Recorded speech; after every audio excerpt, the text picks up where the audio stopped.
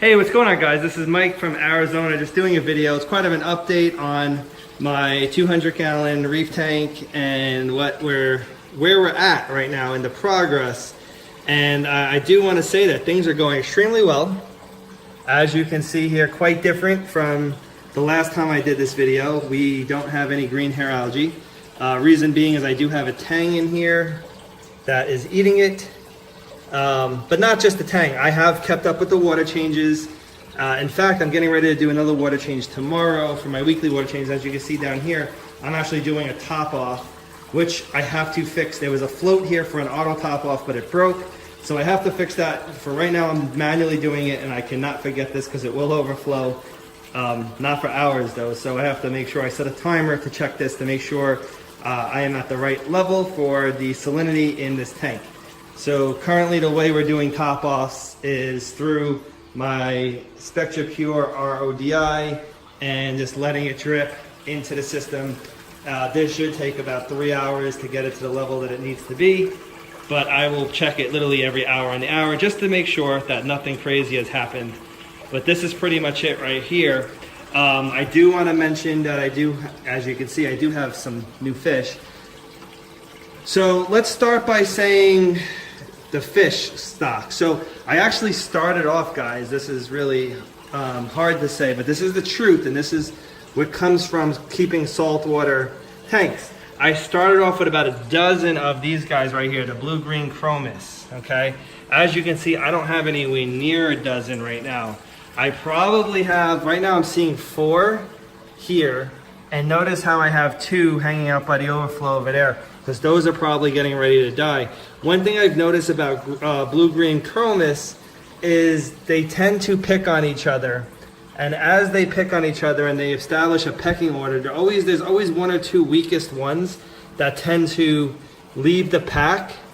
And once they leave the pack, they pretty much just die off. So about a week ago, I had 12, and now it looks like I'm down to about 4 healthy ones and 2 that are kind of on the way off. Now, I did feed the tank earlier today, and these guys were eating and doing what they needed to do to get the food, but the second they tried to join the school, they would get beat up, and that's literally what they do. Now, that is what these types of fish do. These guys are blue-green chromis, and they are considered beginner fish.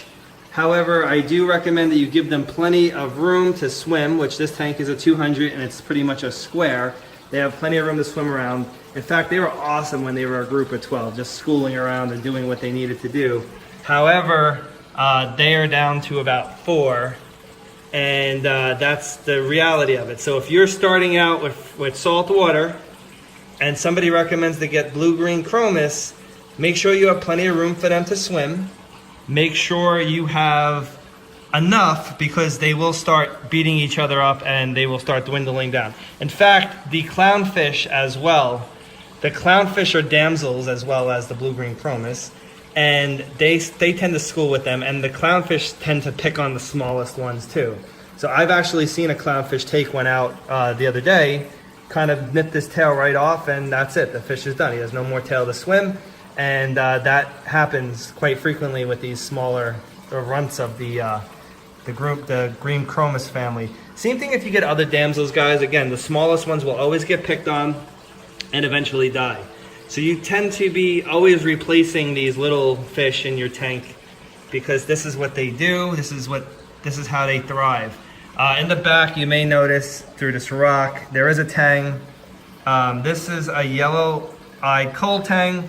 He's doing really well. He just started eating the frozen mysis shrimp as well as the nori sheets that I put on the side for him every day.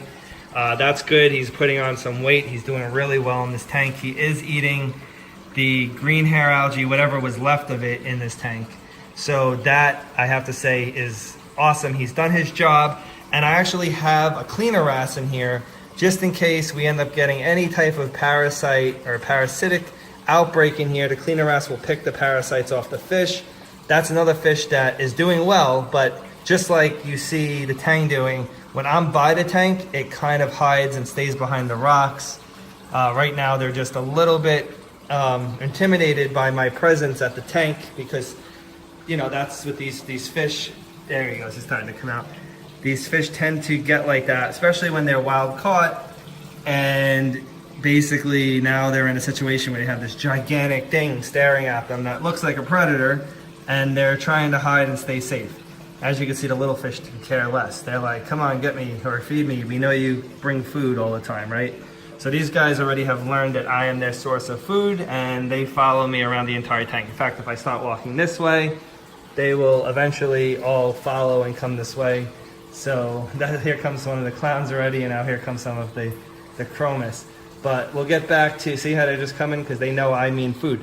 So let's get back to corals. So this one I've actually had. This one has survived the predator tank. They didn't eat this one. But this one is doing really well. As you can see, all that extended polyp extension there. And I did add this Duncan coral.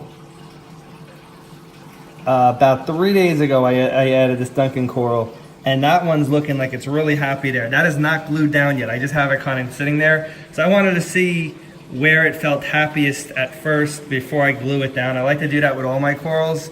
Obviously some rocks I'm not gonna have that luxury of just sitting them there because they'll just fall off or whatever. That one's a nice crevice where it's not gonna fall out. But as you can see, that thing is fully extended and it's loving life in that spot. It's got a slight little bit of movement, but not much. But this thing is a very heavy feeder. It is photosynthetic, however, it's a very heavy feeder where you could actually feed it and watch it eat. There's my goby, he just came out.